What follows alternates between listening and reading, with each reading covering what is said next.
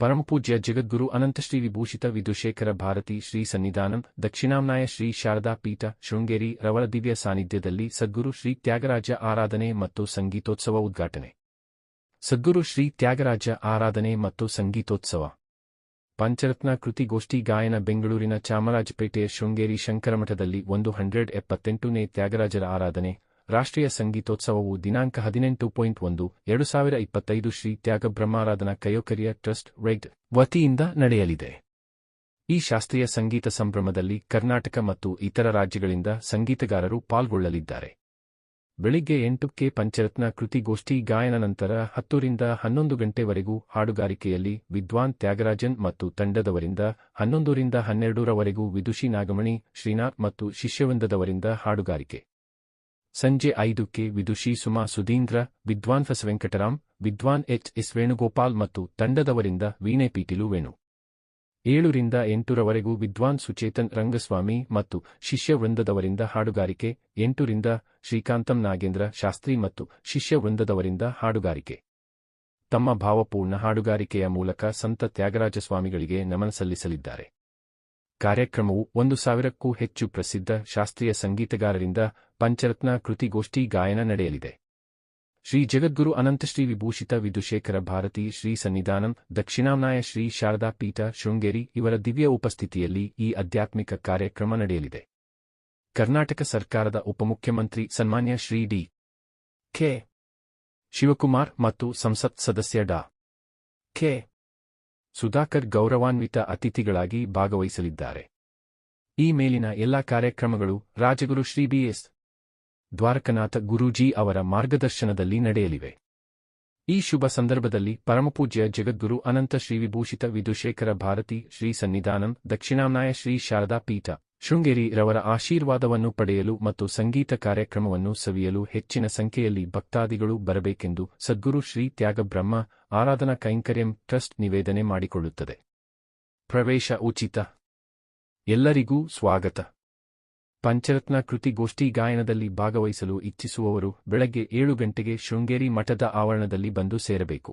ಯಾವ ಕಾರಣದಿಂದ ಬಂದಿದೆ ಅಂತಂದರೆ ಸದ್ಗುರು ತ್ಯಾಗ ಬ್ರಹ್ಮರ ಆರಾಧನಾ ಮಹೋತ್ಸವ ಇವತ್ತಿನ ದಿವಸ ಅತ್ಯಂತ ವೈಭವಪೇತವಾಗಿ ಆಚರಿಸುವಂತಹ ಒಂದು ದಿವಸವಾದ್ದರಿಂದ ದಿವಸಕ್ಕೆ ಪವಿತ್ರತೆ ಬಂದಿದೆ. ಇವತ್ತಿನ ದಿವಸ ವಿಶೇಷವಾಗಿ ತ್ಯಾಗರಾಜ ಸ್ವಾಮಿಗಳು ಬರೆದಿರತಕ್ಕಂತಹ ಅತ್ಯಂತ ಉತ್ಕೃಷ್ಟವಾದಂತಹ ಆ ಕೀರ್ತನೆಗಳನ್ನು ಗಾಯನ ಮಾಡಿ ಆ ಭಗವಂತನ ವಿಶೇಷವಾದಂತಹ ಅನುಗ್ರಹಕ್ಕೆ ಪಾತ್ರರಾಗುವಂತಹ ಒಂದು ದಿವಸ. ಅದ್ಭುತವಾದಂತಹ ಕೀರ್ತನೆಯನ್ನು ಈ ಎಲ್ಲ ವಿದ್ವಾಂಸರು ಬಾಲ್ಯದಿಂದಲೂ ಈ ಸಂಗೀತದಲ್ಲಿ ವಿಶೇಷವಾದಂತಹ ಪರಿಶ್ರಮವನ್ನು ಪಟ್ಟಿರತಕ್ಕಂತಹ ವಿದ್ವಾಂಸರ ವಿದುಷಿಗಳು ಆಗಿರ್ತಕ್ಕಂತಹ ನೀವೆಲ್ಲ ಇವತ್ತು ಹಾಡಿದ್ದು ನಮ್ಮ ಮನಸ್ಸಿಗೆ ಅತ್ಯಂತ ಸಂತೋಷವನ್ನು ಉಂಟು ಮಾಡ್ತಾ ಇದೆ. ಈ ಒಂದು ಕಾರ್ಯಕ್ರಮಕ್ಕೆ ಬರಬೇಕು ಎಂಬುದಾಗಿ ಅವತ್ತು ರಾಧಾಕೃಷ್ಣ ಅವರು ಒಂದು ಆಹ್ವಾನ ಮಾಡಿದರು. ಅವರಿಗೆ ನಾನು ಆಮೇಲೆ ಹೇಳ್ತೀನಿ ಅಂತ ಹೇಳಿದ್ದೆ, ಬೇರೆ ಯಾಕಂದರೆ ಈ ಕಾರ್ಯಕ್ರಮ ಎಲ್ಲ ಇನ್ನೂ ತೀರ್ಮಾನ ಮಾಡ್ತಾ ಇದ್ದೆ. ಆವಾಗ ನಾನು ಹೇಳ್ತೀನಿ ಅಂತಂದೆ. ಸರಿಯಾಗಿ ಇದೇ ದಿವಸಕ್ಕೆ ಇಲ್ಲಿಗೆ ಬರಬೇಕಂತಹ ಒಂದು ಇದಕ್ಕೆ ಹಿಂದೇನೂ ಅಲ್ಲ ಮುಂದೇನೂ ಅಲ್ಲ, ಸರಿಯಾಗಿ ಇದೇ ದಿವಸಕ್ಕೆ ಇಲ್ಲಿಗೆ ಬರುವಂತಹ ಒಂದು ಸಂದರ್ಭ ಇವತ್ತು ಬಂದಿದ್ದರಿಂದ ಈ ಒಂದು ಕಾರ್ಯಕ್ರಮಕ್ಕೆ ಬರುವಂತೆ ಆಯಿತು. ಇದು ಅತ್ಯಂತ ಸಂತೋಷಕರವಾದಂತಹ ಒಂದು ವಿಷಯ. ಎಲ್ಲ ವಿದ್ವಾಂಸರಾಗಿರ್ತಕ್ಕಂತಹ ನೀವು ಇವತ್ತು ಇಲ್ಲಿಗೆ ಬಂದು ಅನೇಕ ವರ್ಷಗಳಿಂದ ಇಲ್ಲಿ ಈ ಶಂಕರ ಮಠದಲ್ಲಿ ಈ ಕಾರ್ಯಕ್ರಮವು ನಡೀತಾ ಇದೆ. ಇದರಲ್ಲಿ ವಿದ್ವಾಂಸರಾಗಿರ್ತಕ್ಕಂತಹ ನೀವೆಲ್ಲರೂ ಪ್ರತಿ ವರ್ಷ ಬಂದು ಭಾಗವಹಿಸ್ತಾ ಇದ್ದೀರಿ. ಇದು ತುಂಬ ಸಂತೋಷಕರವಾದಂತಹ ಒಂದು ವಿಷಯ. ಇದು ನಿರಂತರವಾಗಿ ಇದೇ ರೀತಿ ಪ್ರತಿ ವರ್ಷ ಇದೇ ರೀತಿ ನಡ್ಕೊಂಡು ಹೋಗಬೇಕು. ಎಲ್ಲರೂ ಸಹ ನೀವೆಲ್ಲರೂ ಸಹ ಇದರಲ್ಲಿ ಭಾಗವಹಿಸಬೇಕು. ಇದು ಇದೇ ರೀತಿಯಾಗಿ ಪ್ರತಿ ವರ್ಷವೂ ಸಹ ವಿಶೇಷವಾಗಿ ಇಲ್ಲಿ ನಡೆಯುತ್ತೆ. ಅದರಲ್ಲಿ ಎಲ್ಲರೂ ಸಹ ಇದೇ ರೀತಿಯಾಗಿ ಭಾಗವಹಿಸಬೇಕು. ಯಾರು ಎಲ್ಲೆಲ್ಲಿದ್ದರೂ ಸಹ ಈ ಒಂದು ದಿವಸಕ್ಕೆ ಎಲ್ಲರೂ ಸಹ ಇಲ್ಲಿಗೆ ಬಂದು ಈ ಒಂದು ಕಾರ್ಯಕ್ರಮದಲ್ಲಿ ಭಾಗವಹಿಸಿ ಅನ್ನುವಂತಹ ಒಂದು ವಿಷಯವನ್ನು ಈ ಸಂದರ್ಭದಲ್ಲಿ ಹೇಳ್ತಾ, ಅತ್ಯಂತ ಉತ್ಕೃಷ್ಟವಾದಂತಹ ಅವರ ಒಂದು ಕೃತಿಗಳು, ಆ ಕೃತಿಯನ್ನು ಕಲಿತುಕೊಳ್ಳುವುದು, ಆ ಕೃತಿಯನ್ನು ಹಾಡುವುದು ಅನ್ನೋದೇ ಒಂದು ತುಂಬ ತುಂಬ ಅದೃಷ್ಟವಾದಂತಹ ವಿಷಯ. ಅದೃಷ್ಟಶಾಲಿಗಳಿಗೆ ಮಾತ್ರವೇ ಅದು ಲಭ್ಯವಾಗುವಂತಹ ಒಂದು ವಿಷಯ. ಅದನ್ನು ಕಲ್ತ್ಕೊಳ್ಳುವುದು, ಅದನ್ನು ಹಾಡುವುದು, ಅದನ್ನು ಶ್ರವಣ ಮಾಡುವುದು, ಇದೆಲ್ಲವೂ ಸಹ ತುಂಬ ಅದೃಷ್ಟಶಾಲಿಗಳಾಗಿರ್ತಕ್ಕಂಥವರಿಗೆ ಮಾತ್ರವೇ ಸಾಧ್ಯ. ಅಂತಹ ಅದೃಷ್ಟಶಾಲಿಗಳು ನೀವೆಲ್ಲರೂ ಸಹ ಆಗಿದ್ದೀರಿ. ಶಂಕರ ಭಗವತ್ಪಾದಾಚಾರ್ಯರು ಅವರು ಬರೆದಿರ್ತಕ್ಕಂತಹ ರಾಮಭುಜಂಗ ಸ್ತೋತ್ರದಲ್ಲಿ ಒಂದು ಮಾತನ್ನು ಹೇಳ್ತಾರೆ. ಏನು ಅಂತಂದ್ರೆ, ಶಿಲಾಪಿ ತ್ವದಂಘ್ರಿ ಕ್ಷಮಾಸಂಗಿರೇಣು ಪ್ರಸಾದಾಧಿ ಚೈತನ್ಯ ಮಾಧತ್ತ ರಾಮ ನರಸ್ತ್ವತ್ಪದದ್ವಂದ್ವ ಸೇವಾ ವಿಧಾನಾತ್ ಸುಚೈತನ್ಯಮೇತೀತಿ ಕಿಂಚಿತ್ರ ಮಾತ್ರ ಅಂತ ಒಂದು ಶ್ಲೋಕ ಇದೆ. ಅಂದ್ರೆ ಇದರ ಅರ್ಥ ಏನು ಅಂತಂದ್ರೆ, ಶಿಲಾಪಿ ಒಂದು ಶಿಲೆಯು ಅಂದ್ರೆ ನಿರ್ಜೀವವಾಗಿರ್ತಕ್ಕಂತಹ ಒಂದು ಶಿಲೆಯೂ ಸಹ ತ್ವದಂಘ್ರಿ ಕ್ಷಮಾಸಂಗಿರೇಣು ಪ್ರಸಾದಾತ್ ಚೈತನ್ಯ ಮಾಪ ಅಂತ. ಅಂದ್ರೆ ನಿನ್ನ ಪಾದ ಸ್ಪರ್ಶ, ಪಾದದ ಒಂದು ಧೂಳಿಯಿಂದ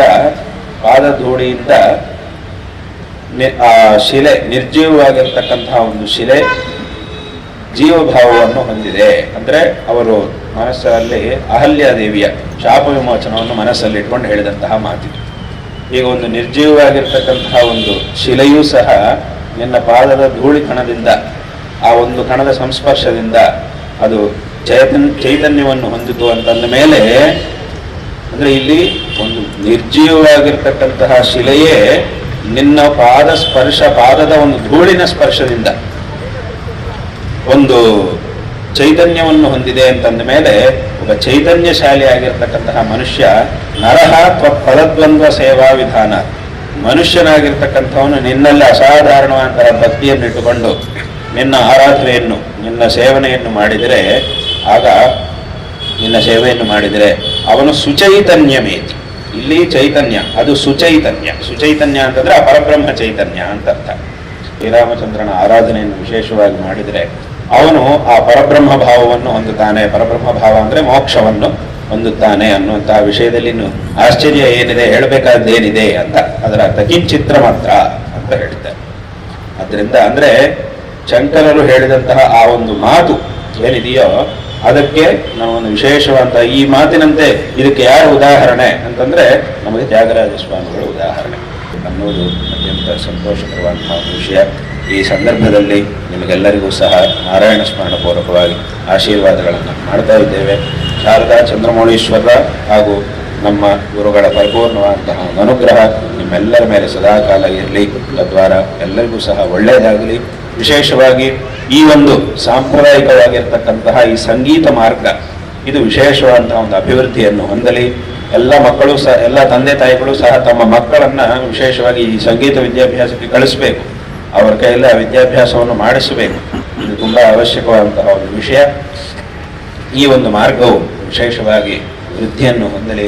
ತದ್ವಾರ ಎಲ್ಲರಿಗೂ ಸಹ ಒಳ್ಳೆಯದಾಗಲಿ ಅಂತ ಹೇಳ್ತಾ, ಎಲ್ಲ ವಿದ್ವಾಂಸರಿಗೂ ಎಲ್ಲ ಭಕ್ತಜನರಿಗೂ ಈ ಸಂದರ್ಭದಲ್ಲಿ ಮತ್ತೊಮ್ಮೆ ಆಶೀರ್ವಾದಗಳನ್ನು ತಿಳಿಸಿ ಈ ಮಾತುಗಳನ್ನು ಇಲ್ಲಿ ಮುಕ್ತಾಯ ಮಾಡುತ್ತೇವೆ.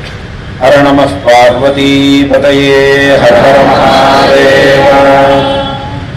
ಇವತ್ತು ಹಿಂದೂ ಸಂಪ್ರದಾಯದಲ್ಲಿ, ಹಿಂದೂ ಧರ್ಮದಲ್ಲಿ ಸಾಕ್ಷಾತ್ ಸರಸ್ವತಿ ಸ್ವರೂಪ ಆಗಿರ್ತಕ್ಕಂಥ ಆದಿಶಂಕರಾಚಾರ್ಯರು ಸ್ಥಾಪನೆ ಮಾಡಿರ್ತಕ್ಕಂಥ ಶೃಂಗೇರಿ ಮಠವೂ ಸೇರಿ ಅಂತ ಒಂದು ಶೃಂಗೇರಿ ಮಠ ಇವತ್ತು ಇಲ್ಲಿ ತ್ಯಾಗರಾಜರ ಆರಾಧನೆಯನ್ನ ಜಗದ್ಗುರು ಶ್ರೀ ಶ್ರೀ ವಿಧುಶೇಖರ ಭಾರತಿ ಸ್ವಾಮೀಜಿಯವರು ಇವತ್ತು ಅವರ ಒಂದು ನೇತೃತ್ವದಲ್ಲಿ ನಡೀತಾ ಇದೆ.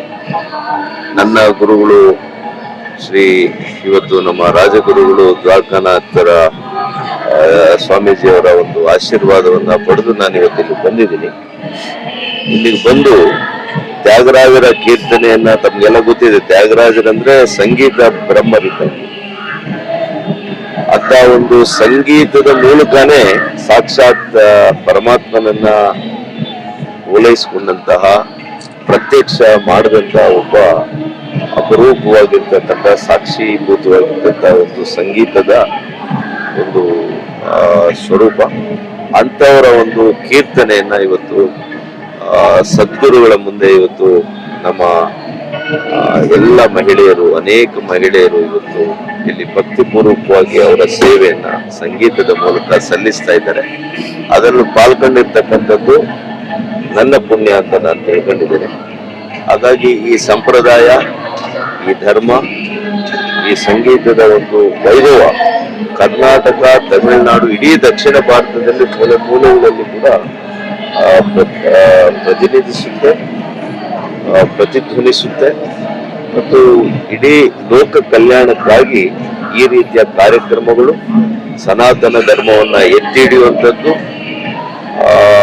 ಪ್ರತಿಯೊಬ್ಬ ಸನಾತನ ಧರ್ಮದಲ್ಲಿ ಪ್ರೀತಿಯಿಂದನೇ ಸಮಾಜವನ್ನ ಕಟ್ಟುವಂತಹ ಏನು ತಾತ್ಪರ್ಯ ಇದೆ ಅದಕ್ಕೆ ಪೂರಕವಾಗಿರ್ತಕ್ಕಂಥ ಈ ಒಂದು ಸಂಸ್ಕೃತಿ ಈ ಸನಾತನ ಹಿಂದೂ ಧರ್ಮ ಇರ್ತಕ್ಕಂಥ ರಾಷ್ಟ್ರ ಭಾರತದಲ್ಲಿ ಸಂಗೀತಕ್ಕೆ ಒಂದು ಶ್ರೇಷ್ಠವಾದ ಸ್ಥಾನವಿದೆ. ಕರ್ನಾಟಕ ಸಂಗೀತ, ಹಿಂದೂಸ್ತಾನ ಸಂಗೀತ, ಸಂಗೀತವಾದ ಸುಶ್ರಾವ್ಯವಾದ ಸಂಗೀತಗಳು ನಾನಾ ವಿಧಗಳನ್ನು ಕೂಡಿದೆ. ದೇಶದ ಉದ್ದಗಲದಲ್ಲಿ ಸಂಗೀತ ಇದೆ. ಸಂಗೀತ ಮತ್ತು ಭಜನೆಯನ್ನು ಮಾಡ್ತಕ್ಕಂಥ ದೇವರ ಪ್ರತ್ಯಕ್ಷ ಮಾಡಿಸ್ಕೊಳ್ಳಿಕ್ಕೆ ಮಾಡ್ತಕ್ಕಂಥ ಅದರಲ್ಲಿ ನಮ್ಮ ಸುಬ್ಬಲಕ್ಷ್ಮಿಯವರು ಜಗತ್ತನ್ನೇ ಗೆದ್ದು ಭಾರತದ ಪ್ರಶಸ್ತಿಯನ್ನು ಪಡೆದಿದ್ದಾರೆ. ಅಂಥವ್ರನ್ನ ನಾವು ಕಂಡವರು ಮಹಾಪುಣ್ಯವಂತರು. ಇವತ್ತು ವಿಶೇಷವಾದ ದಿವಸ ಒಂದು ಜಾಗಬ್ರಹ್ಮರ ಪಂಚಮಿ ಅಂತ ಹೇಳಿ ಜಾಗರ ಆರಾಧನೆ ಪಂಚಮಿಯೇ ಮಾಡ್ತಾರೆ. ಅಂತಹ ದಿವಸ ನಮ್ಮ ಭಾಗ್ಯ. ಇವತ್ತು ಈ ದಿವಸ ಇಲ್ಲಿ ನಮ್ಮ ಶೃಂಗೇರಿ ಸನ್ನಿಧಾನಗಳವರು ವಿದುಷಕವಾರಿಗಳು ದಯಮಾಡಿಸಿ ಕಾರ್ಯಕ್ರಮವನ್ನು ಜ್ಯೋತಿ ಬೆಳಗಿಸಿ ಮಾಡಿದ್ದಾರೆ. ಆದರೆ ಅಲ್ಲಿ ನಮ್ಮ ಶಾರದಾ ಪೀಠದಲ್ಲಿ ಸಂಗೀತ, ನೃತ್ಯ, ಕಲೆಗೆಲ್ಲ ವಿಶೇಷವಾದ ಕಲೆ ಇದೆ. ನವರಾತ್ರಿಯಲ್ಲಿ ಉತ್ಸವ ಮಾಡ್ತಾರೆ. ವಸಂತ ನವರಾತ್ರಿ, ರಾಮನವಮಿಯಲ್ಲಿ ಕೂಡ ಉತ್ಸವ ಮಾಡಿ ಸಂಗೀತಗಾರರಿಗೆ ಬೇಕಾದಷ್ಟು ಉತ್ತೇಜನವನ್ನ ಕೊಟ್ಟಿದ್ದಾರೆ. ಈ ಸಂಗೀತ ನಾದ ಎಂಬತಕ್ಕಂಥದ್ದು ಮನುಷ್ಯನನ್ನ ಎಲ್ಲಿ ಬೇಕಾದ್ರೆ ಕೊಂಡು ಹೋಗುತ್ತೆ. ನಾನಾ ವಿಧ ಕಾಯಿಲೆಗಳನ್ನ ವಾಸಿ ಮಾಡಬಹುದು ಕೂಡ ಶಾಸ್ತ್ರದಲ್ಲಿ ಉಲ್ಲೇಖವಾಗಿದೆ. ಅದಕ್ಕೆ ಸಾಮವೇದದಲ್ಲೂ ಇದೆ, ಅದರಲ್ಲಿ ಯಜುರ್ವೇದದಲ್ಲೂ ಇದೆ. ಆದರೆ ಈ ಶಾರದಾಂಬನವರು ಯಜುರ್ವೇದ ಪ್ರಿಯೆ ಅಂತ ಒಂದು ವಚನವೇ ಇದೆ. ಅಂಥ ಈ ಪುಣ್ಯ ದಿವಸ ನಮ್ಮ ಸುಧಾಕರರು ನಮ್ಮ ಗುರುಗಳು ಬಂದಿರೋದು ತುಂಬ ವಿಶೇಷ. ಇದೊಬ್ಬರ ಶ್ರೇಷ್ಠ ಉಂಟಾಗಲಿ, ಅವರಿಗೆ ಅವರ ಜೀವನ ಸುಗಮವಾಗಿರಲಿ. ಬೇಗ ಜಾಗಬ್ರಹ್ಮರು ಅವರಿಗೆ ಭಾರತ ಸರ್ಕಾರದಲ್ಲಿ ಉನ್ನತ ಸ್ಥಾನವನ್ನು ಕೊಟ್ಟು ಅವರನ್ನ ಆಯುಸ್ಸು, ಆರೋಗ್ಯವನ್ನು ಕೊಟ್ಟು ಕಾಪಾಡಲಿ ಅಂತ ಹೇಳ್ತಾ ಈ ಸಂಗೀತನ ಬೆಳೆಸ್ಬೋದು, ಬೆಳೆಸಿ ಉಳಿಸೋದು ರಾಷ್ಟ್ರವನ್ನ, ರಾಜ್ಯವನ್ನು ಆಳ್ತಕ್ಕಂಥವ್ರ ರಾಜಕಾರಣದ ಮೂಲ ಕರ್ತವ್ಯವಾಗಲಿ. ಸಂಗೀತ ಶಾಲೆಗಳು ಹೆಚ್ಚು ಬರಲಿ. ಮಕ್ಕಳಿಗೆ ಶಾಲೆಗಳಲ್ಲಿ ಸಂಗೀತದ ಒಂದು ತರಗತಿಯನ್ನು ಇಟ್ಟು ಆ ಮಕ್ಕಳು ಕೂಡ ಹಾಡುವಂಗಾಗಲಿ. ಸಂಗೀತ ಹಾಡಿದ್ರೆ ಮೈ ಮರಿಬೋದು. ಆ ಮೈ ತಾನು ಮರೆತಾಗ ಅಲ್ಲಿ ಅರ್ಪಣಾ ಭಾವ ಬರುತ್ತೆ. ಯಾಕಂದ್ರೆ ಜಾಗಬ್ರಹ್ಮರು ಅವರು ರಾಮದೇವರ ಭಕ್ತರು, ಅವರನ್ನು ಶುದ್ಧೀಕರಿಸಿಕೊಂಡಿರ್ತಕ್ಕಂಥವ್ರು. ಪ್ರತ್ಯಕ್ಷವಾಗಿ ಅವರು ದೇವರನ್ನು ಪ್ರದಕ್ಷಿಣೆ ಮಾಡಿಕೊಂಡು ಸಂಗೀತವನ್ನು ಹೇಳ್ತಕ್ಕಂಥ ಒಂದು ಮಹಾನುಭಾವ. ಯಾವತ್ತು ರಾಮಾಯಣದಲ್ಲಿ ಹೇಳಿದ್ದಾನೆ, ಸಂಸಾರಿಗಳಿಗೆ, ಜನಗಳಿಗೆ, ಪ್ರಜೆಗಳಿಗೆ ಯಾವತ್ತು ಪುಣ್ಯೋದಯ ಅಂತಂದ್ರೆ ಮಹಾತ್ಮರ ದರ್ಶನ ಯಾವತ್ತು ಆಗುತ್ತೆ ಅವತ್ತೇ ಪುಣ್ಯೋದಯ ಅಂತ. ಈಗ ತಾನೇ ನೀವೆಲ್ಲರಿಗೂ ಆಗಿದೆ. ಶೃಂಗೇರಿ ಸನ್ನಿಧಾನಗಳ ದರ್ಶನವಾಗಿದೆ. ನಮ್ಮ ಬಾಳಿಗೆ, ನಾವೆಲ್ಲ ಪ್ರಜೆಗಳಿಗೆ ಇದೇ ಭಾಗ್ಯದ ದಿನ ಅಂತ ಭಾಗ್ಯ ಈ ರಾಷ್ಟ್ರವನ್ನು ಕಾಪಾಡಲಿ. ರಾಷ್ಟ್ರವನ್ನು ಆಳವರು ಸತ್ಯ ಧರ್ಮ ನ್ಯಾಯದಿಂದ ಕಾಪಾಡಿ ಹೊರಗಡೆ ಸುಖವನ್ನು ಉಂಟು ಮಾಡಲಿ. ಯಾವುದು ಅಶಾಂತಿ ಇರಬಾರ್ದು ರಾಷ್ಟ್ರದಲ್ಲಿ, ಭ್ರಷ್ಟತನ ಇರಬಾರ್ದು, ಒಪ್ಪಣ, ಹಾಗೂ ಭಯೋತ್ಪಾದನೆ ಕೂಡ ಇರಬಾರ್ದು. ಅದಕ್ಕೆಲ್ಲ ಈ ಸಂಗೀತವೇ ಒಂದು ನಾದವಾಗಲಿ. ಗನ್ನು ಶಬ್ದಕ್ಕಿಂತ ಸಂಗೀತ ನಾದ ಬ್ರಹ್ಮ, ಆ ಬ್ರಹ್ಮ ಸೃಷ್ಟಿಯಲ್ಲಿ ಆಗಿರ್ತಕ್ಕಂಥ ಒಂದು ವಿಶೇಷವಾದ ಸಂಗೀತಕ್ಕೆ ಸ್ಥಾನಮಾನ ಕೊಟ್ಟು ಈ ರಾಷ್ಟ್ರೋದ್ಯೋಗದಲ್ಲಿ ಎಲ್ಲರೂ ಸಂಗೀತ ಹೇಳುವಂಗಾಗಲಿ. ಮತ್ತು ದೇವರ ಧ್ಯಾನ ಮಾಡಕ್ಕೆ ಒಂದು ಮೂಲವಾದ ಒಂದು ತಂತಿ ಅಂತ ಹೇಳ್ಬೋದು ಸಂಗೀತ ಆಗಿರ್ತಕ್ಕಂಥದ್ದು. ಅಂತಹ ಸಂಗೀತವನ್ನ ಸುಶ್ರಾವ್ಯಕ್ಕೆ ಹಾಡ್ತಾ ಇದ್ದಾರೆ. ನಾವು ಪುಣ್ಯವಂತರು. ಈ ದಿನ ಬೆಳಗಾಗಿದ್ದು ಇಂತಹ ಒಂದು ಕಾರ್ಯಕ್ರಮದಲ್ಲಿ ಭಾಗಿಯಾಗಿದ್ದೀರಾ. ಇಡೀ ಜಗತ್ತಿಗೆ ಭಾರತ ದೇಶದಲ್ಲಿ ಶಾಂತಿ ನೆಲೆಸಿ, ಯಾವ ರಾಷ್ಟ್ರವೂ ನಮ್ಮ ಮೇಲೆ ಯಾವ ದಬ್ಬಾಳಿಕೆಯನ್ನು ಮಾಡದಲೆ, ಭಯೋತ್ಪಾದನೆ ಹುಟ್ಟುಹಾಕದಲೆ ನಮ್ಮ ನಡೆಸ್ಕೊಂಡ್ಬರ್ಲಿ. ಈ ಸಂಗೀತ ಪ್ರಸಾರ, ಈ ಸಂಗೀತದ ಒಂದು ನಾದವು, ಅದರ ಒಂದು ಸಂದೇಶವು ಜಗತ್ತಿಗೆ ತಲುಪಲಿ. ಸಂಗೀತವು ಶಾಂತಿ ಕೊಡುತ್ತೆ, ಶಾಂತಿಯೇ ಬೇಕಾದ್ದು ಅಂತ ಹೇಳ್ತಾ ಎಲ್ಲರಿಗೂ ಒಳ್ಳೆಯದನ್ನು ತೋರಿಸ್ತಾ ರಾಜ್ಯಕ್ಕೆ, ರಾಷ್ಟ್ರದಲ್ಲಿ ನಮ್ಮ ಆಳ್ತಿರ್ತಕ್ಕಂಥವರು ಸೌಮ್ಯದಿಂದ ಅವರು ಕೂಡ ಸಂಗೀತ ಹೇಗೆ ಮಧುರವಾಗಿದೆಯೋ ಮಧುರವಾದ ಭಾಷೆಗಳನ್ನು ಮಾತಾಡಿದ ರಾಜಕಾರಣಿಗಳು ಎಲ್ಲರನ್ನೂ ಸಮಾನಾಗಿ ಕಂಡು ಯಾವ ದ್ವೇಷ ಭಾವ ಬೇಡ, ಯಾರಿಗೂ ವಿರೋಧ ಪಕ್ಷ ಅಂತ ಮಿತ್ರ ಪಕ್ಷ ವಿರೋಧ ಪಕ್ಷ ಹಾಕಿದ್ರೆ ತಪ್ಪಾಗುತ್ತೆ. ಏನಪ್ಪಾ ಅಂದ್ರೆ ಅವ್ರ ಮಿತ್ರ ಪಕ್ಷ ಆಡೋಳ ಪಕ್ಷ, ಆಡೋಳುವಾಗ ಆಡುವವರಿಗೆ ಮಿತ್ರ ಪಕ್ಷ ಬುದ್ಧಿ ಹೇಳ್ಬೇಕಾದ ಧರ್ಮ ಇದೆ. ಆದ್ರೆ ಯಾರು ಒಂದು ಅವಾಚ್ಯ ಶಬ್ದಗಳನ್ನು ಮಾತಾಡಿ ಈ ನಮ್ಮನ್ನ ನಾವು ಹಾಳು ಮಾಡ್ಕೊಂಡು ಕೋಪ ನಾವು ಪ್ರದಕ್ಷಿಣೆ ಮಾಡ್ಕೊಂಡು ಅದು ಮಾಡೋದು ಬೇಡ. ಎಲ್ಲೇ ಹೋದ್ರು ಕೂಡ ಒಂದಲ್ಲ ಒಂದು ನಾವು ಒಂದು ವಿದ್ಯೆಯನ್ನು ಕಲಿಯಬೇಕು. ಇನ್ನೊಬ್ಬರು ನೋಡಿ ನಾವು ಒಳ್ಳೆತನ ತಗೋಬೇಕು. ಇನ್ನೊಬ್ಬರಲ್ಲಿ ಏನಿದೆ ಅನ್ನೋದು ಬೇಡ. ಏನು ಒಳ್ಳೆತನ ಗುರುತಿಸ್ತೇವೆ ಅದು ನಮ್ಮ ಪಾಲಾಗ್ಲಿ.